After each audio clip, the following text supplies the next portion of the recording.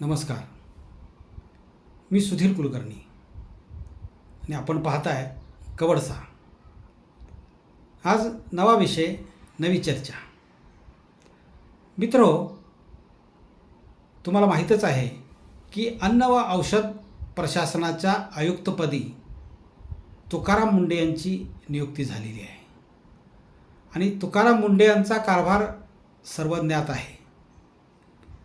जे अतिशय शिस्तप्रिय, कठोर, पारदर्शक कारभार करणारे, कायद्यानुसार चालणारे आणि कायद्याची अंमलबजावणी करताना कोणाचाही मुलाय न ठेवणारे, अशी त्यांची ओळख आहे. आणि या शिस्तप्रिय वागण्यामुळं त्यांच्या 21 वर्षात 25 बदल्या झालेल्या आहेत. म्हणजे लोकांच्या हिताचे निर्णय घेणारा हा सरकारला व मंत्र्यांना नेहमीच अडचणीचा ठरतो आणि त्यामुळं त्यांच्या ह्या एवढ्या बदल्या झाल्याचं निदर्शनास येतं. आता मुख्यमंत्री आणि मंत्रिमंडळानं लोकांच्यासाठी कृपया एक करावं की तुकाराम मुंडे यांना निवृत्तीपर्यंत इथंच ठेवावं. कारण लोकांची गरज आहे ती. त्यांच्या चांगल्या आरोग्यासाठी हे करणं आज आवश्यक आहे. कारण हे जे अन्न व औषध प्रशासन आहे, हे जे खातं आहे, हे अतिशय करप्ट असं खातं आहे. म्हणजे पाकीट द्या आणि भेसळ करा, हेच ह्या अन्न व औषध प्रशासन खात्याचं ब्रीद आहे का काय असा प्रश्न पडतो. कारण कुठल्याही अगदी मोठ्या उद्योगापासून गावातल्या किराणा दुकानदारापर्यंत यांना पाकिटं पोच केली जातात. आणि एकदा पाकिट दिलं की मग ही मंडळी काय करतात याचं त्यांना देणं घेणं नाही. आणि त्यामुळं सगळ्या आरोग्यावर सगळ्यांचा परिणाम झालेला आहे. म्हणजे दूध, ज्याला आपण पूर्णान्न म्हणतो, पण आज डॉक्टर दूध घेऊ नका असा सल्ला देतात. कारण चांगलं दूध बाजारात मिळत नाही. शुद्ध दूध जे म्हणतो आपण, ते आज बाजारात मिळेन असं झालेलं आहे. कारण दुधाची मागणी आणि दुधाचं जे उत्पादन आहे याच्यामध्ये प्रचंड तफावत आहे. तरी मोठ्या प्रमाणात दूध पुरवठा केला जातो. आता हा भेसळीशिवाय तर शक्यच नाही. त्यामुळे दुधामध्ये मोठ्या प्रमाणात भेसळ होते. म्हणजे हे दूध आपण नव्या पिढीला, म्हणजे विशेषतः बालकांना, मुलांना देणार आहोत, याचं भानसुद्धा ह्या भेसळ करणाऱ्यांना राहत नाही. त्यांना कुठलीही भेसळ करणाऱ्याला आज कशाचंही देणं घेणं राहिलेलं नाही. लोकांच्या आरोग्याचं राहिलेलं नाही. लोक गेले तरी त्यांना काही त्याची चिंता नाही. अशा पद्धतीचा कारभार हा खातं बघतोय. या खात्यामुळं ही परिस्थिती निर्माण झालेली आहे. म्हणजे दुधामध्ये आज मोठ्या प्रमाणात भेसळ आहे. दुधाची जी उत्पादनं आहेत, दुधापासून तयार केलेली जी उत्पादनं आहेत, विशेषतः पनीर आहे, तूप आहे, खवा आहे, यामध्ये मोठ्या प्रमाणात भेसळ आपल्याला पाहायला मिळते. भेसळ असतेच. आज चांगलं खाद्यतेल मिळत नाही. म्हणजे कुठल्याही खाद्यतेलात भेसळ नाही असं आज झालेलं नाही. त्याची अशीच अवस्था आहे की त्याची मागणी मोठी आहे आणि तेलबियांचं उत्पादन जे आहे ते कमी प्रमाणात आहे. आणि त्यामुळं तरी तेल काढलं जाते, ते विकलं जाते. त्याला कारण हा संपूर्ण विभाग कारणीभूत आहे. सगळं जे आरोग्यदायक अपायकारक आहे त्या सगळ्या गोष्टीमध्ये आज आपल्याला भेसळ पाहायला मिळते. म्हणजे अगदी नुकतंच पुण्यातलं उदाहरण आपण बघितलेलं आहे की भेसळीच्या दारूनं 22पेक्षा जास्त लोकांचा मृत्यू झालेला आहे. कारण त्या ग्रहस्थानं त्यामध्ये मिथेनॉल मिसळलेलं होतं की जे शरीराला अपायकारक आहे. हे असं जे रसायन आहे ते मिसळलेलं होतं. मुळात गावठी दारूमध्ये अनेक गोष्टी मिसळल्या जात होत्या. ती कडक व्हावी, दारू चढावी, यासाठी वेगवेगळे त्यात पदार्थ, नवसागर टाकला जायचा. इतर आणखीन काही गोष्टी ज्या असायच्या, ज्या दारूमुळं नशा जास्त चढेल अशी त्यामध्ये भेसळ केली जायची. आणि कोणालाही त्याचं गांभीर्य नसायचं. पिणाऱ्यालाही नसायचं, ते भेसळ करणाऱ्यालाही नसायचं. त्यामुळं मग पुण्यासारख्या घटना ह्या सतत आपल्याकडं घडत आलेल्या आहे.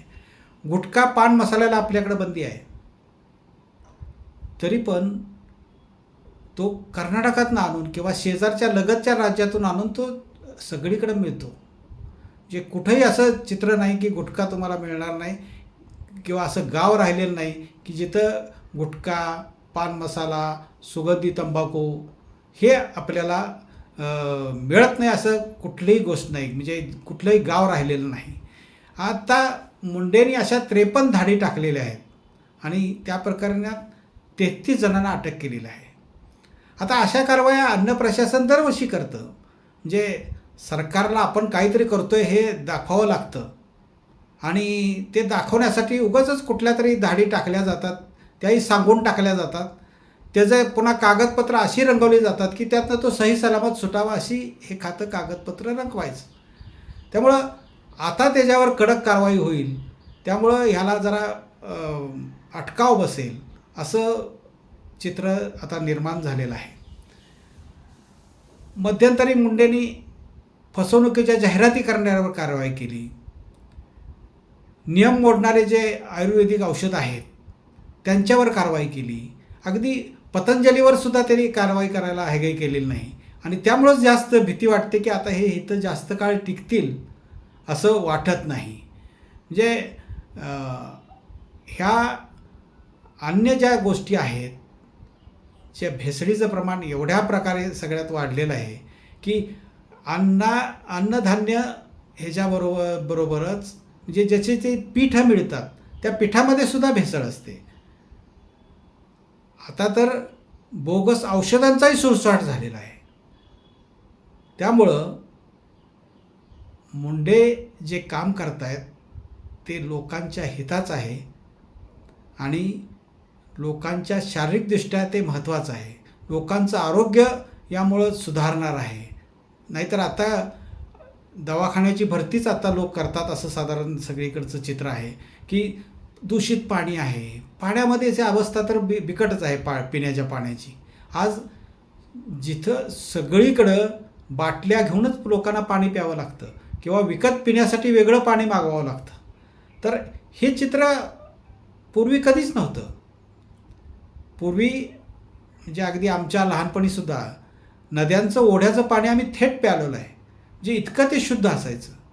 नद्यांचं पाणी विशिष्ट टप्प्यात वाढलं, नद्या ओढ्याचं झऱ्यांचं पाणी, की ते आपोआप शुद्ध होत असतं. पण आता त्याच्यामुळे एवढी गटाराची किंवा ड्रेनेजच्या पाण्याची भेसळ होते की ते त्याच्या पलीकडे गेलेलं आहे. त्यामुळे ते पाणी आता शुद्धच होत नाही, इतकी अशी त्याची परिस्थिती आहे. त्यामुळं हे सगळं भेसळीचं खाऊन लोक आजारी पडत आहेत.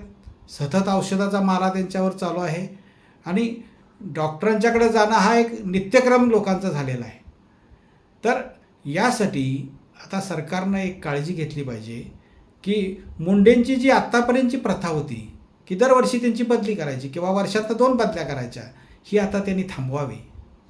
लोकांसाठी तरी थांबवावी. तुम्ही जनतेच्या हितासाठी म्हणून तिथं बसलाय ना, मग आता लोकांचं हित किंवा लोकांचं आरोग्य चांगलं राहावं यासाठी तरी मुंडेंना तिथं ठेवावं. काही दिवस किंवा त्यांची निवृत्ती आहे तोपर्यंत तरी ते या गोष्टी जरा अटकाव करतील आणि माणसांचं आयुष्य वाढेल. थोडं जरी 4 दिवसाचं आयुष्य वाढलं तरी त्याचं श्रेय हे मुंडेंना जाईल. त्यामुळं मुंडेंना आता या पुढच्या काळामध्ये याच खात्यात ठेवावं आणि त्यांचं जे काम चालू आहे ते काम थांबवू नये. कारण कुठलाही भ्रष्टाचार होतो किंवा तिथल्या अधिकारी हा पैसे खातो, तो ज्यावेळेला पैसे मागतो त्यावेळेला तो सांगतो की एवढे पैसे द्यावे लागतील कारण आम्हाला वर पैसे द्यावे लागतात. आता हे गणित मला कळालं नाही की वर म्हणजे कुठं पैसे द्यावे लागतात, कुणाला द्यावे लागतात आणि बदल्या होतात ते ह्यासाठीच होतात का, किंवा मुंडेंच्या बदल्या झाल्या त्या याच कारणावरून झाल्या का, देण्या घेण्यावरून झाल्या का, याचाही तपास हा मुख्यमंत्र्यांनी करणं आवश्यक आहे आणि मुंडेंना तिथंच ठेवावं. म्हणजे काहीतरी परिणाम ह्या खात्यावर होईल. नाहीतर मग भेसळ चालूच आहे. लोक भेसळ भरमसाठ करतायत आणि लोकांचं आरोग्य बिघडतं आहे. हे थांबलं पाहिजे आणि त्यासाठी मुंडे या खात्यात ठेवले पाहिजेत, एवढीच माझी विनंती आहे. धन्यवाद. मित्रो, हा विषय आणि हा व्हिडिओ आपल्याला जर आवडला असेल तर कृपया लाईक करा, सर्व मित्रपरिवारांना पाठवा आणि सबस्क्राईब करा.